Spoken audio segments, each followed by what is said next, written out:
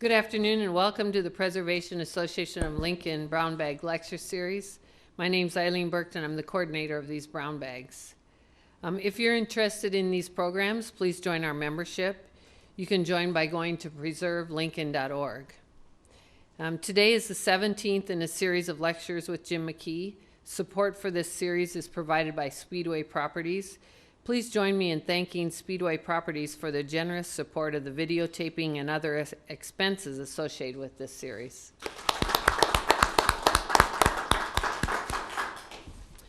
Our speaker today is Jim McKee. Jim is a lifelong Lincolnite. His great-grandparents pioneered in Lancaster County in the 1870s. Jim has a bachelor's degree from UNL and operates J&L Lee Company, a publisher of regional books as well as the Coinery here in Lincoln. Jim has written over 1,000 articles and books on Lincoln and Nebraska history. Jim is on the Nebraska State Historical Society Board of Trustees and also serves on the City of Lincoln Historic Preservation Commission. He is also a founding member of the Preservation Association of Lincoln. This is the 17th in a series of over 25 talks over the next couple of years. This series is titled Jim McKee's Complete History of Lincoln, and this is program number 17. Jim invites you to ask questions during the program. Please join me in welcoming Jim McKee.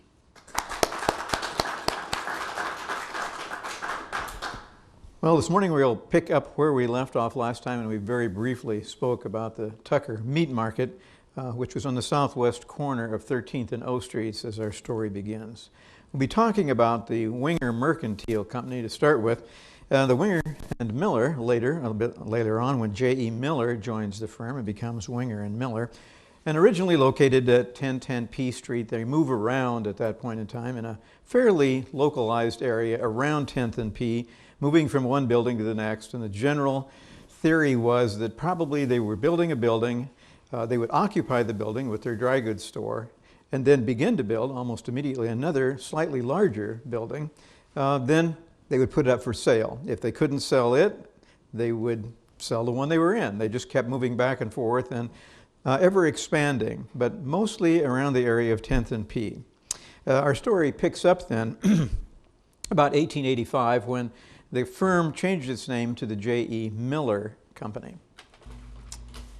And comes along a man by the name of Dr. Payne, P-A-I-N-E, Bartless Lewis Payne, as a matter of fact. He was born in 1851 in Ohio, and not much is known about his early life. But we do know that in 1875 he graduated from the Ohio Medical School, finally came to the city of Lincoln about 1877-78, and set up an office in the Union Block at 10th and O Street.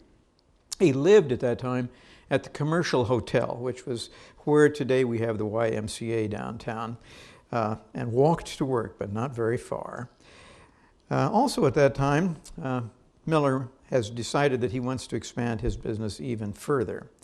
Dr. Payne, in the meantime, has been acquainted with the St. Paul Methodist Church to a large degree, and he was elected the president of the YMCA, which was not located where he lived at that time. In 1886, Dr. Payne, as we see him here, bought a new home at 1125 N Street, which would be kind of in the middle of the block on the south side, which was most recently, I guess, First Tier and the old Commercial Federal. He lived in the house, and also his office was in the house at that time. And this is also about the same time that Mr. Miller and Mr. Payne, Dr. Payne, became acquainted. In the meantime, Miller's fancy dry goods store has moved to 133 South 11th. So still in that moving around stage, but he's eager to move again, and he wants to increase the size of his business considerably this time, and for that he needs outside financing. The first gentleman he approached turned him down, so he then went to his friend Dr. Payne and explained that he wanted to have an infusion of cash. Dr. Payne agreed. He was never more than really a silent partner in the business. He put up the money, not any part of the operating expenses, or the operating of the store itself, I should say. He was also at that time becoming interested in politics, Dr. Payne. At the same time, Lincoln's H.W. Hardy, the furniture store man, was a candidate for state treasurer. At that point in time, prohibition was gaining in interest, and that was one of Dr. Payne's strong interests. And William Jennings Bryan, of course, also interested in prohibition. However, he was opposed to an amendment which was before the voters at that time because he said it didn't have a chance of passing.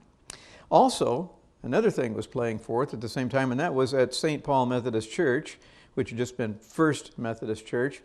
There was a meeting held which brought together all of the state's Methodist secondary schools or post-secondary schools to form what we know as of Nebraska Wesleyan in 1888, roughly.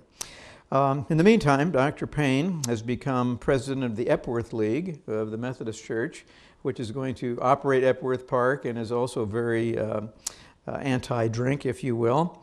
Later, he will, when he passes away, ultimately his estate will literally be divided in half between St. Paul Methodist Church and Nebraska Wesleyan. So he was a staunch advocate of both. And by 1957, one of the programs that was printed by St. Paul said that even in 1957, he continued to be, through his estate, an active participant in St. Paul Methodist Church. So he did leave them a considerable amount of money. This is the corner again of 13th and O Streets on the southwest corner. Miller and Payne is now occupying a two-story building on that site. Their delivery wagon at about the same period in time. And this is a parade which shows Miller and Payne in the background, just to see kind of where we're looking in that picture. And here we are a little bit later where the building has remodeled and is still a two-story brick building. And now we're going to build on the corner the new building, which you recognize as being there now. We're looking in this picture towards the north, where you can see on the right-hand side in the background there, the YMCA, and just this side of it, a building which says Buick on the side of it. That is the site of the later Stewart building. On the corner of 13th and O on the right, two-story building, which has a cigar store on the ground floor. And we can see that we're digging out the basement of the building, and like many downtown buildings, it has what we call areaways, where the store itself went under the sidewalk, in some cases right up to almost underneath the street. So if you remember eating in the old tea room at Miller and Payne's in the basement, you may well have been under the sidewalk. Still very common, and this land is leased by the city to the business under which it sits. So we're going to build the building at that point in time. Here we see that building going up, and we can see already that Miller and Payne occupies the five-story building, which is just to the south of the alley. We're looking towards the southwest in this picture. That's the part of the building that later we'll see the tea room in. And a lot of you didn't realize it, but when you entered the tea room on the fifth floor, you had to walk over the alley. So the two buildings will be connected. The steel structure going up here. Now the two-story building on the corner is extant, and we see them building now the eighth floor. Yes, Roxanne? I'm sorry, I didn't hear what year this was occurring? Right now we're up to about 1918, something like that. We've come from 1898 when the 13th and O store is open. 1902 they're going to build a three-story building, and here we are about 1916, 1918 while we're building that eight-story building. Not quite completed yet, but the steel framework is up here. I'll get this figured out yet. This picture, we show the building virtually completed, and already we've added the building next door, which says Ben Simons and Sons, which was actually owned and built by Miller and Payne and leased to them. Now we see it pretty much, with the exception of the vehicles in front, the way we would look at the configuration of the buildings as they stand today. The two-story building on the corner, eight-story building to the west, Ben Simons and Sons west of that, and the five-story building directly across the alley to the north. And just a little bit different version of the same picture.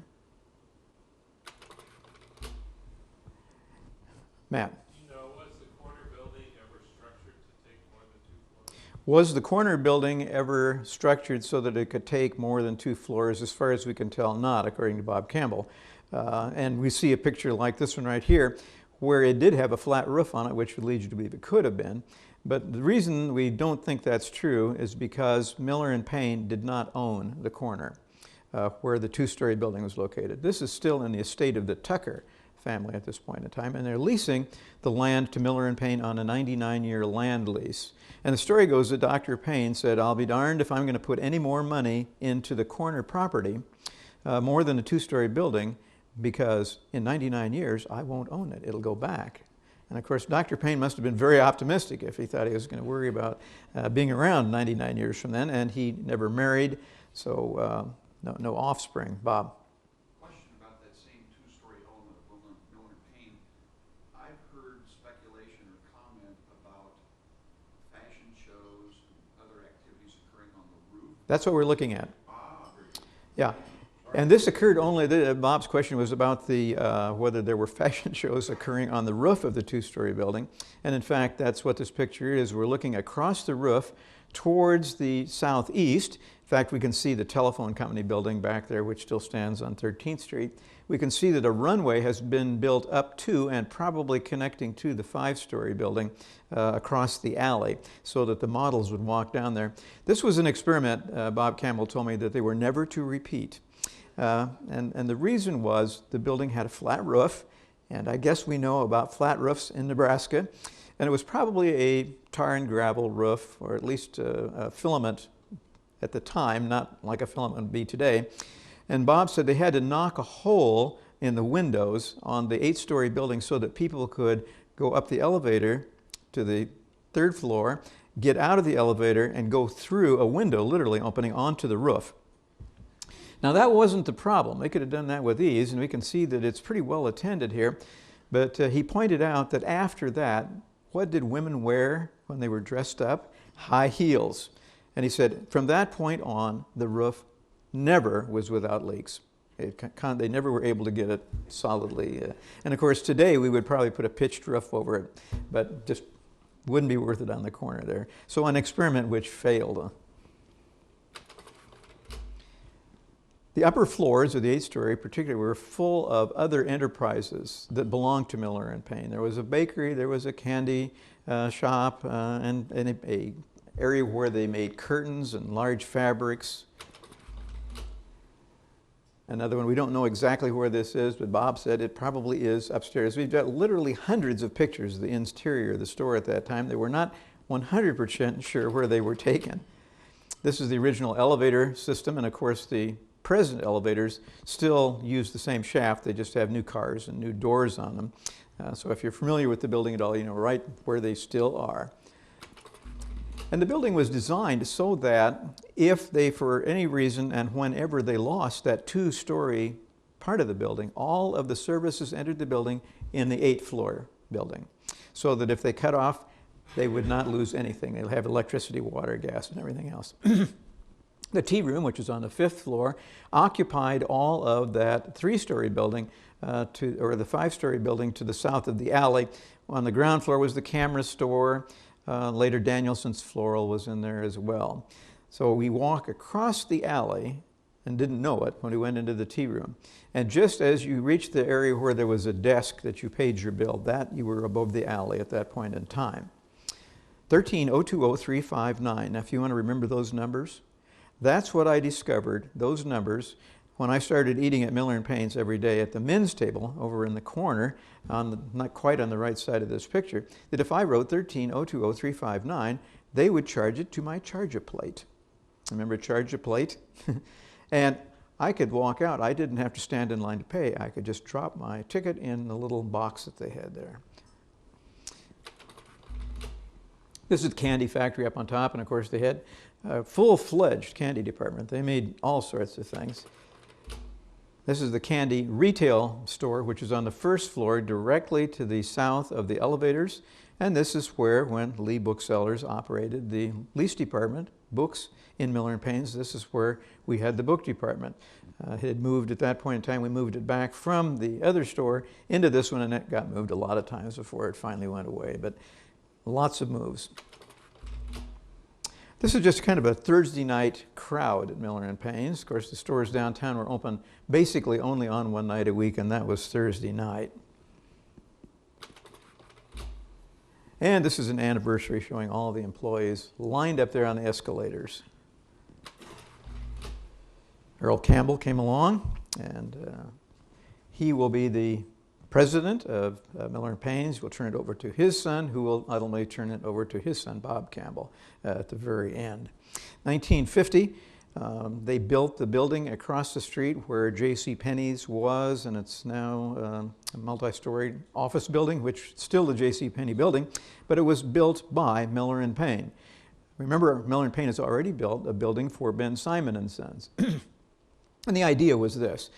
He thought, as many businessmen thought, that you wanted to cluster businesses similar to yours around you. For example, Harry Simon told me one time he would never go to a mall where there weren't other men's and women's clothiers because people wanted to shop around. And his idea was, let's make 13th and O the Crossroads of Lincoln. Do you remember that? And that's what they called it. This is a period in time we're coming up to where O Street has been the main street of Lincoln, of course, at the very inception we talked about that first night, as a cattle driving trail. Then people started moving over onto 11th Street and 10th Street off of O Street. And for a while we thought 11th Street would become a main street because it led to the university and was one of the 120-foot wide streets. And long about the time they build the building over for J.C. Penney's, there's a thought that 13th Street is going to become the main street of downtown retailing, which led to Montgomery Ward's building a 3-story retail building across the street from the Cornhusker to the south. How well did that work? Not very. And of course that building is now offices as well. And Montgomery Ward's will move out. Also during Earl's tenure there, we'll build the shop at Gateway Shopping Center. That was in 1964. 1972, they will build a store at the Conestoga Mall in Grand Island. And in the early 1970s, Miller and Payne becomes a test store for NCR, the National Cash Register Company. They become the first major and perhaps only retail department store in the United States to experiment with a new concept. And that was a wand on a stick, which they could read barcodes. And that barcode would translate the information into the cash register, ring up the sale. It would read the price and everything off that barcode.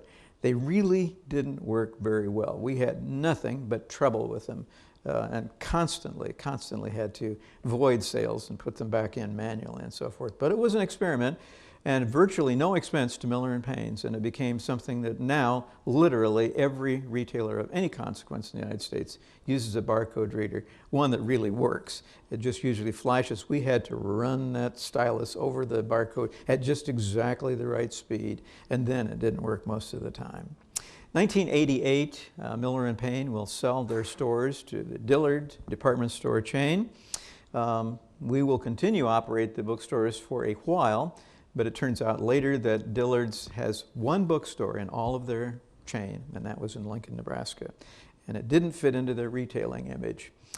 Even though almost every day the overnight pouch, which went out by air every night back and forth to Arkansas, there would be books going to Mr. Dillard. We would send him books all the time.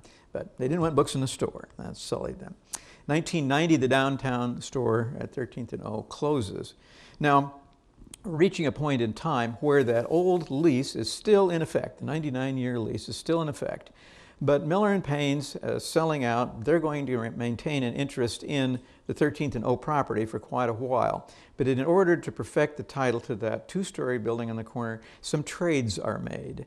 And its trades are made giving away or trading off the J.C. Penney store. And they will take title at the same time to the 2-story building. So Dr. Payne's fears were not to be realized. They didn't ever lose the building. And then, of course, Miller and Payne operated it as a office building for quite a while. Union Bank on the ground floor, offices up above. Now the entire 13th and O property is owned by Nelnet, along with considerable presence in the Golds building. Nelnet's building another building. Nelnet is cooperating and building a lot of the Telegraph districts. That's the right name of it, Telegraph District? So Nelnet becoming ever more important downtown. The next building we'll talk about will be the Richards Block, which is and is not still standing. I claim yes it is, and Ed says no it isn't, because it looks a lot like my axe. And I think I've told you about my axe before, haven't I? I actually own Abraham Lincoln's axe. Yeah. Did you know that, Jim? Yeah, I do. Unfortunately, it's had 5 new handles and 2 new heads. And that's kind of like the Richards block, just a little bit. Mr. Richards himself, there were 2 brothers, L.C. and J.R., arrived in the city of Lincoln in 1872. This corner originally had a house on it, which belonged to a man named Seth Robertson. But that's going to go, and they're going to put a drugstore in there. And then the drugstore, which is Leighton and Brown, is going to burn to the ground. I think we've probably covered that already pretty well. It burned in 1883. And then in 1885, the Richards brothers will purchase the lots on the corner and some empty lots next door as well. And they will erect the building that we see there, a masonry building. It's an interesting picture, and if you can look at it fairly closely, maybe you might have to squint your eyes a little bit, but you'll notice on the street, crossing O Street, you'll see blurs. It's probably a glass plate negative, and those blurs come by virtue of the fact that the camera that it would have taken the picture with did not have a shutter as we think of it.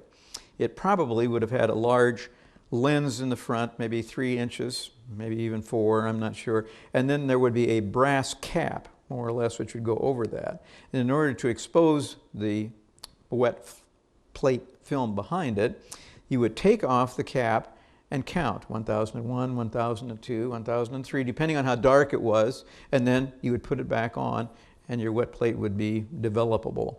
Probably how the picture was taken. But probably also as the photographer, who we have no idea who it was, saw approaching from the north a wagon. And he knows that if he leaves plate exposed, it's just going to be a blur across there. So he quick lights, puts the cap back on. So we can see on the left-hand side, just beyond the intersection, you can see a blur. He's captured a little bit of that, but he puts the cap back on, waits a while, then he realizes probably that the people in here are going to start moving, and that makes them a blur. So he takes the cap off again, and we can see right in the middle of the intersection another blur. But if we look at it closely, we can see it's actually the wagon. So he puts it back on again and takes it off again. So we can actually see the wagon in 3 phases going across the picture. But if you are interested only in the building, you probably would let that escape your notice.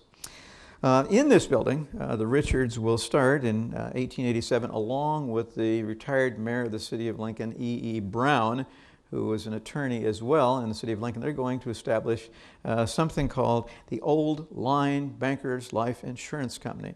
Their premise was that monies leaving the city of Lincoln as insurance premiums ought to be kept here.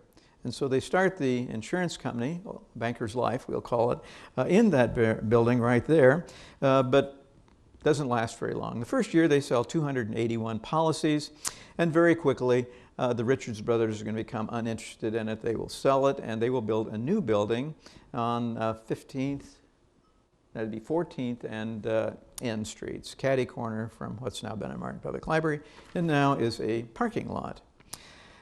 April of 1898, the not too old building catches on fire. And this building would have burned pretty well because it has a wooden frame construction. Of course, everything inside would have burned, wooden doors, wooden picture frames, window frames, I mean. Everything would have burned, and they did a pretty good job burning the building out. The Lincoln Evening Journal said that the outside walls are standing, and except for some of the cross walls inside had burned away. So it's kind of nothing but a shell left. And this is where Ed and I, he says the building is gone, and I say is the glass half full or half empty, sir? What's the intersection here? This would be 11th and O Streets, and we're looking at the corner where now we have the Dish restaurant. Okay, and in fact, from my point of view, the same building. Okay, completely remodeled like my axe, if you will. When they did remodel the building, the City National Bank will occupy the lower floors, elevator will be installed, but for all intents and purposes, it's still a wooden beam building with steel around the elevator shaft in the northwest corner of the intersection, and perhaps some other steel. And I think this building at that point in time will still have what I call a rubble wall foundation. I'm not positive of that. I looked over to Ed for confirmation, but then I'm getting a yes. So this is one of the buildings in downtown Lincoln that will still, at this point in time, survive on what I call a rubble wall foundation. And For the most part, these are laid up with stone that is not really cut very well. It's just crude, sometimes with nothing but dirt between them. Can you build a building very tall? Well, obviously you can build a pretty good sized building. And we get to buildings like where Boomers used to be. Now it's Executive Travel on O Street between 12th and 13th. I have great knowledge of the basement of that building. And when Boomers occupied it, they had to come in and sort of stucco over the walls in the basement because the dirt just kept winnowing down into everything there. So they just stuccoed over it so that it doesn't appear to be a rubble wall foundation, but it is. And that building, Boomers, also goes out under the sidewalk, clear out to the street, where they at one time they could have loaded coal or whatever out there, but not in the recent past. And I think a building that's built downtown today may or may not have those vaults under there. Whether they need the extra room or not and are willing to pay for it is some question. So, as Ed points out, the building was remodeled again in 1913, 1930, 1938, 1941, 1998. So he does have a case for its not being the same building, but the guts are still there, part of them. And it joins probably, I'm going to guess, a half a dozen buildings, maybe in the downtown core, that still has that rubble wall foundation and a lot of wood timber building in between. And of course it's been sheathed now in stone, and after having a lot of occupants in there, office supplies, banks mostly, now it has the Dish restaurant on the ground floor and the basement. The upper floors, Dr. Greg Kalos and his partner redid the upper floors to apartments, condominiums, living quarters for the most part. There it is in its later incarnation, an iteration mostly covered with stone. You have to kind of squint. But if you want to see the old building, go back around to the alley side, and you can see pieces of the old structure, I'm sure. You can't see below grade, but below grade is where you would have your rubble wall. Then you can see it comes up above there. You can see that crude stone, not going all the way to the top because I'm guessing the fire took out a lot of it. You can see infill with concrete block. You can see brick. So in a way, you have in this north or the alley facing facade of the building, the alley or north elevation, kind of a history of building techniques in Lincoln. And it's amazing to me that they have never stuccoed over that or covered it up, but there you have it. It's still there, and this enters kind of a courtyard alley because the building is surrounded on two sides, if you will, by the Grand Theater, because they weren't able to buy it. I'm sure they wanted to buy it and tear it down. Didn't quite happen. The trolley system in the city of Lincoln, we'll call it trolley. Originally it would not have been trolley, but a street railway system. Started in a way in 1870 when a man by the name of J.D. McFarland, whose house I think we talked about a couple times ago, and was a high-ranking official with the Burlington and Missouri River Railroad, incorporated what he called the Lincoln Street Railway, 1870. But it was 11 years before the street railway was granted right-of-way to operate on the city streets by the city council. So in the summer of 1883, the Capitol Street Railway Company will be incorporated, and they are granted a right to operate a system of street rails upon the streets. And in November of 1883, a man by the name of Mr. Durfee sets out to train horses to pull these cars. And the reason he has to train them is, of course, they're not used to this sort of a pulling. So he starts down at the depot on 7th Street, and he figures if he can train these horses to pull carts up the street from the depot up towards the east, that's about the steepest hill he's going to have to confront within the city of Lincoln. It took him about a day to get the horses broken, if you will, to where they could get up to the Arlington Hotel, which was on 9th and Q Streets. Then at that time, the next day he's able to start true service, and a man by the name of Joe Herrick dropped a nickel in the box or a 5-cent piece in the box and began operating the first real street railway in the city of Lincoln. That first line ran from the depot up to 13th and O Streets. They're quickly, within months, they're going to add a route on 10th Street, which runs clear over to South Street, and then they're going to run east on O Street way out to the city limits on 27th Street. Later, that line will be considerably extended out to Wyuka, the South 14th Street, and so forth. By this point in history, the company that operates the street railway has 200 horses, 37 cars, and 18 miles of track within the city of Lincoln laid on the streets. From 1881 to 1890, 13 new street railway companies are incorporated in the city of Lincoln. And incorporated but never coming to fruition is a cable car company and an original electric car company, which never started to operate. However, in 1884, we see some electrical generation occurring in the city of Lincoln, so electricity is going to be the next thing, although horses and mules, primarily mules, will continue to be the motive force for some little time. At this point in time, competition between all these various street railway systems is fierce, and the thing that made them most contentious is when one rail line crossed another one. And so it was very common to watch the newspapers at that point in time for the guys to come out in the morning and start their run and discover that their tracks run up to an intersection and then they're gone. The competing line has torn them up, laid their tracks across the way, and just left the other tracks. So lots of contention and not just a little bit of physical violence would occur at this point in time. But even with electricity coming in, the horse and mule car systems will continue on.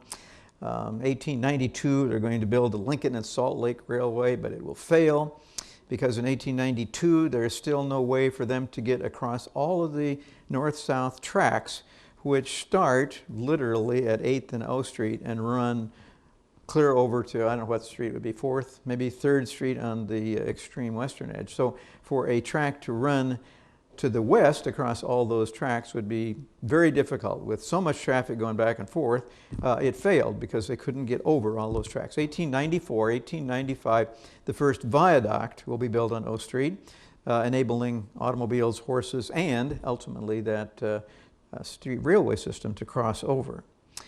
In 1893, it was noted that Lincoln had more miles of street railway track than any other city in Nebraska, Iowa, Kansas, or the Dakotas. Very, very populous. In fact, we were number 35 in the nation in terms of number of miles of street railway tracks. In 1894, the Lincoln Street Railway announced that they had 110,000 passengers in 1 week during the state fair. But if you remember too, we talked about last time, 1893 was the best of times and the worst of times. A terrible national depression began in 1893, and although they had a great fair at the state fair, they went bankrupt and closed at that point in time. Clear up until 1895 when the company was sold for assets along with most of the other street railway companies. But at that time they were being bought up as they failed by a man by the name of W.E. Sharp.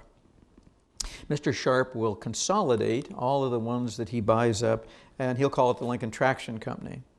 Then in 1905, another group will start the Citizen Street Railway Company, and they're granted right to operate as two. And at that point in time, another contentious lawsuit comes about where the Lincoln Traction Company sues to prevent them from operating across their tracks and so forth. The injunction is denied, and ultimately the new company will finish the tracks out to Wyuka, and also tracks will be laid to University Place, College View, and Havelock. 1906, the last horse car will run in the city of Lincoln, and that's called the Lyman Street Railway. The Lyman Street Railway here we see with its horse-drawn or mule-drawn, actually they call them horse cars, but they're really, I think, almost never drawn by horses, usually by mules. This particular picture is taken in the intersection of 11th and P Streets. We're looking towards the northwest. The building on the left-hand side would be now where the Embassy Suites sits. The building on the right would be the Lincoln Commercial Club or the Chamber of Commerce building. So this is that line, and the next picture, I believe, is 1906. This is the day of the last horse car run, and this line primarily connected downtown with the Belmont West Lincoln area. And in this picture, the guy in the car in the second window back, leaning out with his arms on the windows, wearing a white hat, is supposedly the mayor of the city of Lincoln. The sign on the front mule says, "Always leave 'em laughing." Exactly what that was referring to, I don't know. But they were mules, not horses. I can see that for sure. So 1906 sees the end of that. And then we're going to have everything will be electric. This is the Lincoln Electric Street Railways car barn, which would put it on about 9th, I would say, 8th, 9th in that area, and K, something like that. I'm looking to Ed to see either a nod or a, oh heavens no. I think that's the north side of K Street, but I'm not 100% sure. And we can, not sure? Not sure, okay. We'll agree. It might or might not be. They had lots of different types of cars at that point in time. Lots of them. Open cars for the summer, closed cars in the winter, cars that were used to clean the snow off. This is the last run of the city of Lincoln, September the 1st of 1945. We have 2 or 3 pictures of that. Probably the one that you're seeing most of right now is the one where they crossed the Penny Bridge on Sheridan Street at roughly 32nd Street. This one, I think, is taken, yeah, this is 9th Street. We're looking towards the southeast, and that building on the corner is still there. It's Knickerbockers on the corner, and the tattoo parlor, that, yeah, I'm wearing a long sleeve shirt today, so I can't show you, but that's where the tattoo parlor is located in there. And this is the last run, the last day. And that day, each person that rode on the car was given a little card which said that they rode on the last day. And this was given, Matt, to Bob Kuchar, this particular one. Unfortunately, after Bob passed away, we lost. Do you have it? Okay, I was going to say I lost track of where the card was, but Matt has it, so it's safe. An awful lot of things when Bob passed away, I think, probably ended up in the dumpster. So Matt can show you he rode on that last car. And Bob rode it home because he worked in one of the downtown theaters and took it home after work. So he was probably not just on the last day, but probably one of the last runs of the car line at that point in time. Now this is the line as it crossed over the viaduct. And I say we built the viaduct in 1893. We can see a rail line going over it. We're looking towards the east in this picture. The white building probably on the right-hand side. It's a little unclear. I can't quite see it. I think that's probably the terminal building we're looking at, really, because that is a terracotta-looking building. What else can we see? Probably Hargrave's Wholesale Grocery. Schwartz Paper is the taller building on the right. Don't know, but we are looking towards the east over the viaduct. And those cars at that point in time are headed for Capitol Beach. We had a couple of 3 railroad lines go over there. One of them is the one that's supposed to go to Milford, never quite makes it. But they're headed for Burlington Beach. In the area that we think of as the Capitol Beach area in the 1880s, there were 2 test wells sunk as sort of a last attempt to manufacture salt. The state offered a kind of a bounty, if you will, to people who wanted to try it. They sank a 2,465-foot well to get salt, but unfortunately, the salt that they were gathering at that point in time was not sufficient to make it economically viable. Mr. Bullock, in fact, got a $10,125 grant from the state to do that. His well produced a salinity of what was called 35 degrees of salinity. I don't know what that means. They said that they needed at least 95 degrees to make it a commercial success. So it was in the 1880s, mid-1880s, that Lincoln finally gives up on what they thought in 1867 would be a commercial enterprise which would operate around the state government and be a successful business to help keep the state government afloat just with other businesses. Obviously did not work. In the late 1880s, a man by the name of Edward Bignell, who was superintendent of lines west for the Burlington and Missouri River Railroad, acquires land on Oak Creek, and he builds a dam on Oak Creek and floods a lake out at that point in time, or a dike, if you will. And he named the area Burlington Beach. And we can see it here. We're looking in this picture more or less towards the northeast. Directions, when you look out there, kind of don't mean anything, because when you get on the streets, unless they're a numbered street, they don't go north and south, east and west. They just kind of meander wherever. But I think that the line that you see running out there towards the end of the dock ran almost, if not quite, to the north. Just a guess, pretty much. It was a 500-acre lake that he claimed. he created at that time with depths up to about 7.5 feet. He will run an electric trolley out there from the city of Lincoln in order to make it work. They had advertised that they planned on having boat racing and regattas, and that the University of Nebraska's crew could row out here. Well, a lot of those things didn't go along at all. But he said, Mr. Bignell said, that boat racing and regattas in which the university will take a great interest, greater than it does now in football. Well, maybe in the last couple of weeks, up till Saturday, he might have been right, but it never came about at any rate. He did, however, purchase from Beatrice again, we're looking right straight out that dock.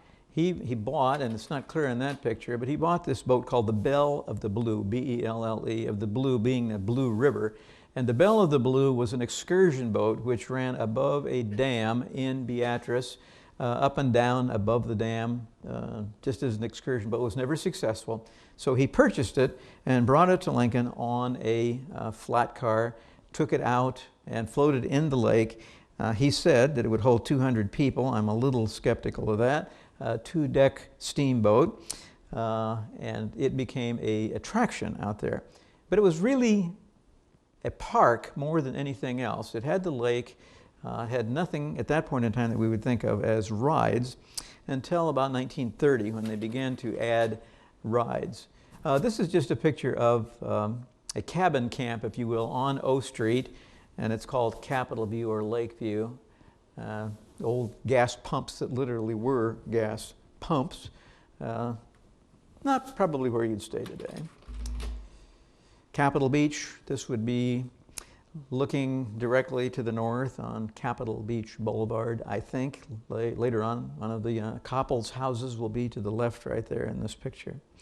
So in the 1930s, they add a wooden roller coaster and a swimming pool, which is fed by salt water from the lake. Originally, this is the pool, and of course, it's just an edge of the lake, as far as I can tell. This picture is taken probably about 1918. Does it have a date on it? 1915. Photographer is a man by the name of Wilbur Wells, W-E-L-L-E-S, who took pictures all over the city of Lincoln. And he worked for the post office, but he took a lot of pictures. And this is the swimming pool before they built a pool. This is an edge of the lake, as near as I can tell. But the amusement park, if you will, which is probably how most of us remember it, start going up in the 1930s, first with the wooden roller coaster. In this picture, we can see in the foreground what they call the giant swing. You can see the picket fence at the bottom, and the ride, if you will, had, I think, 2 or 4 swings on it, and they were suspended by cables. And then on the pylon in the middle, as it rotated, of course, the swings would go up like this. So quite thrilling, I'll bet you. And I figured for a nickel, it made you sick. That's probably what you got for a nickel. But who knows how popular it was. We're looking out here. We can see the top of the wooden roller coaster, or jackrabbit, which sat kind of on what I'll call the northwest corner of the midway. But as I say, cardinal directions don't mean much out there at all at that point in time. 1926, the first they're going to drain the lake. There's basically no other way to put it, because the county comes along and sees that Mr. Bignell has dammed up Oak Creek to fill the lakes, but he has never bothered to get permission from the county, which you should do. So the county destroys the dikes, and the lake kind of drains away, and it becomes kind of a mud flat almost. There's a little water left in it. The Belle of the Blue is just beached up on towards the southeast corner and is allowed to sit there and rust away until finally nothing is left of the boilers. And the boilers probably were sold during one of the wars for a salvage, as near as I can tell. Who knows? So it is going to change its name from Burlington Beach at this point in time, Capitol Beach, and then they will build an actual saltwater swimming pool. And this was located on the east end of the amusement park portion, the rides, if you will. And they brought in the sand. And one of the features that's still left that you can find out there, I am told, I haven't found it, is they manufactured a pump which would draw salt water up into this pool, and that is still there with a concrete base, just probably too expensive to remove. They brought in the sand, and they had saltwater bathing, and of course, supposedly you can swim easier and float easier in salt water than you can in fresh water. So it became very popular for a while. I think I only went swimming out there once or twice. That's not me, but I discovered very, very quickly that this was not for me, because you discover with lying in the sand and the salt water that there are a whole lot more tiny little crevices in your body than you realized. And it just wasn't for me, so I never was a fan of it. The swimming pool will last after the amusement park leaves. I believe it was the Brower Construction Company. Somebody leased the pool house for quite a while to store stuff in. The swimming pool existed. Pretty soon they filled it with dirt, and it stayed there for quite a while. I doubt that it's still there. I think it's probably been taken out because they've filled in literally everything out there with apartments and houses. It could still be there. I just don't know for sure. An aerial view here. We're looking, we can see this is in one of the points when the lake has begun to be drained away. On the left-hand side, we can see the roller coaster. We can see the midway area there, and the circle on the left end of the midway is the giant swing, and the circle on the right hand is the merry-go-round. This building lasted literally through the entire course of the event, of its history. It's on the north side of the midway. It was a restaurant, it was a bingo hall, they had church in there on Sundays, and my recollection of it is as a bumper car ride was in that building. But not much of a building, but it lasted through the whole thing, certainly.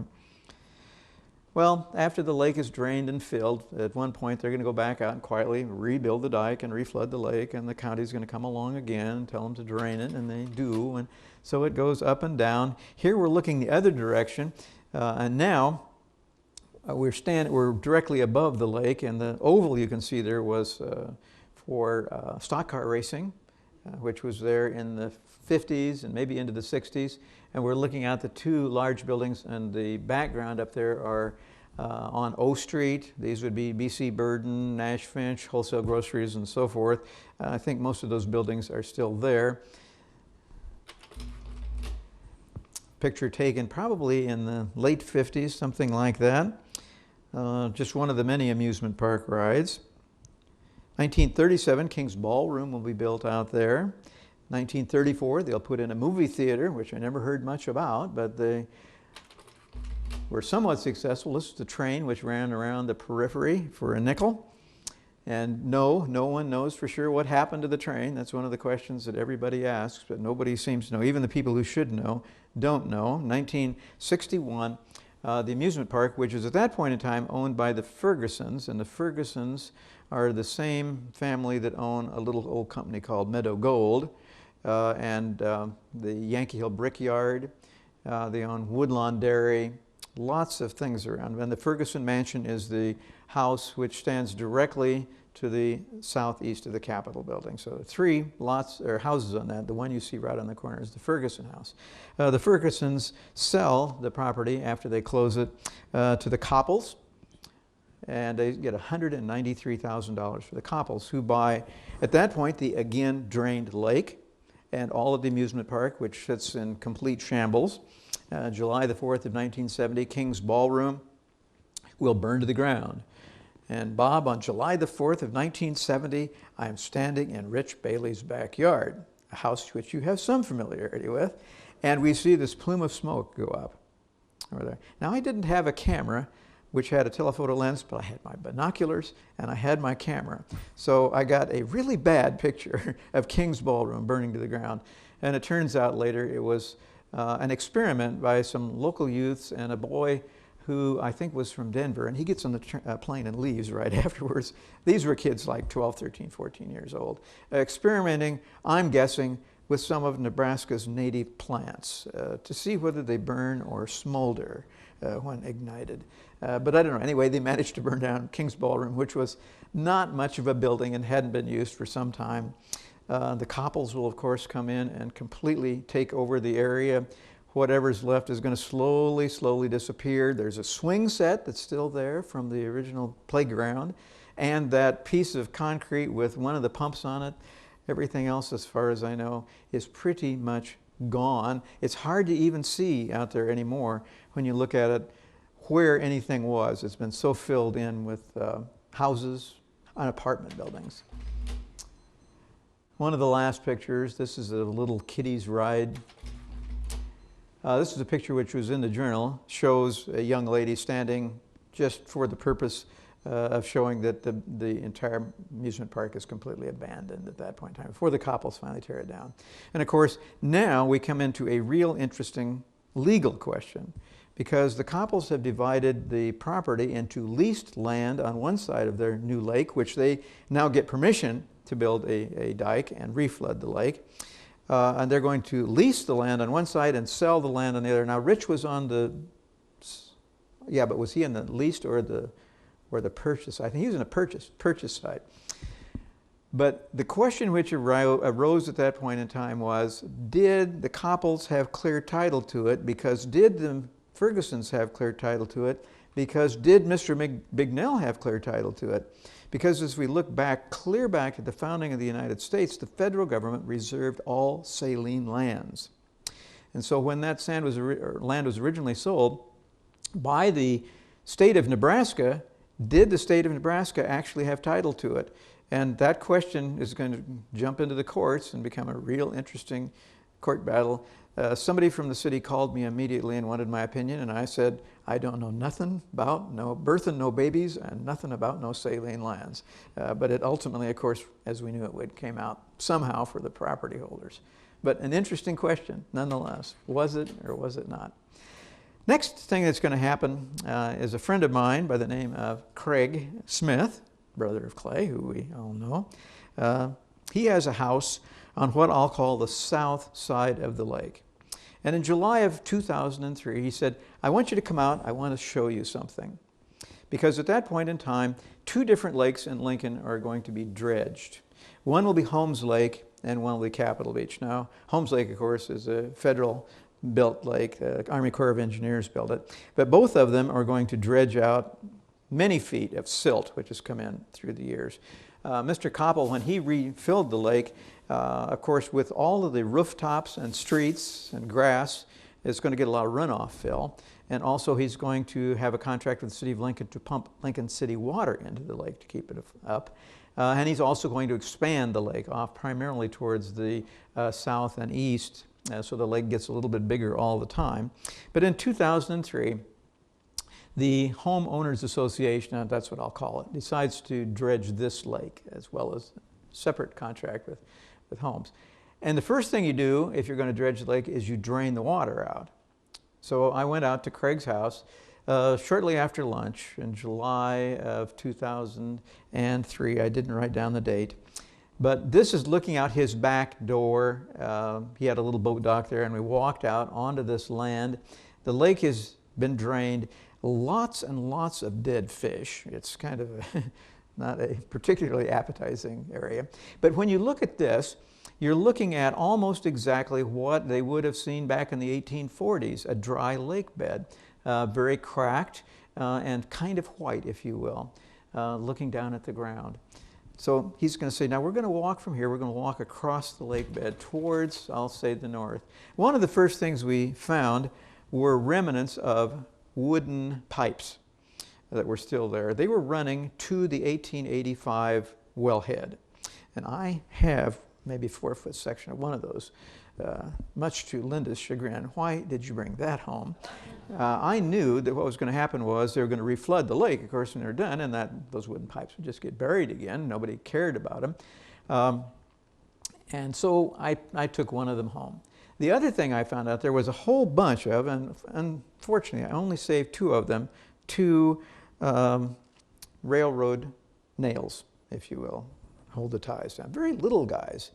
And my speculation is, and that's all it can ever be, is that when he brought the Belle of the Blue up, he had it on a railroad car, then he ran a temporary line out in so that he could dump the Belle into the lake. And then when he was done, he hooked the rails up and sold them. But there at the bottom of the was 2 lines of all these spikes. And I saved 2 of them. And as Matt warned me, as soon as you take those things out of the water, something's going to happen. I mean, you think that under the water they would rust, but when they really start to rust is when you take them out of the water. So through the years, it's begun to flake a lot. So I finally tried to stabilize it. So I've got a couple of the spikes and some of the wooden pipe. Now, those wooden pipes were used also to take water from the 1885 wellhead to supply water to the original swimming pool.